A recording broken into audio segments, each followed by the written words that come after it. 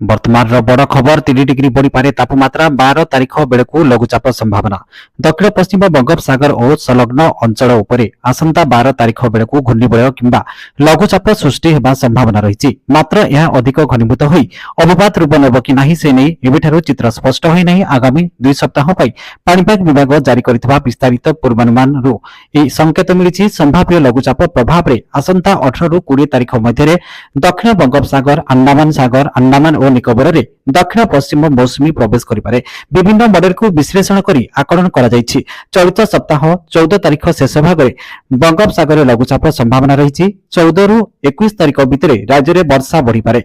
विशेषकर उत्तर उपकूल ओडिशा रे वर्षा परिमाण अधिक रही पारे।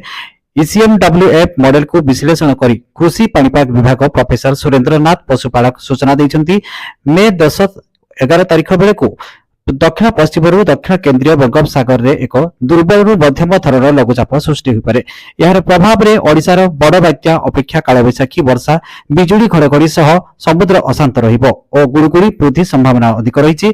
11 तारीख बेलू चित्र स्पष्ट हो पारे। अन्य पक्षे पूर्व बात्या जीएफएस मॉडल पूर्वानुमान करथिबा बेले आज एने कौनसी सूचना दिया जाय नहीं। जीएफएस मॉडल आज राति संभाव्य चित्र रे बात्या किंबा लघुचाप कौनसी चिन्ह बन देखा मिल पारे। राज्यर तापमात्रा 40 डिग्री सेल्सियस तले थिबा बेले केतेक जिल्ला रे पारद 39 डिग्री छुईथिला। उपकूल रे पारद 36-37 डिग्री टपिथिला। पाणीपाग विभाग आकलन करिछि आसंता 2 दिन रे तापमात्रा 2 रु 3 डिग्री बढ़ी पारे। 13 तारीख जे राज्यर विभिन्न स्थान रे कालबैशाखी वर्षा हो पारे। आज उत्तर और दक्षिण ओडिशार केतेक जगह रे घड़घड़ी सह वर्षा पवन आशंका रहिछि।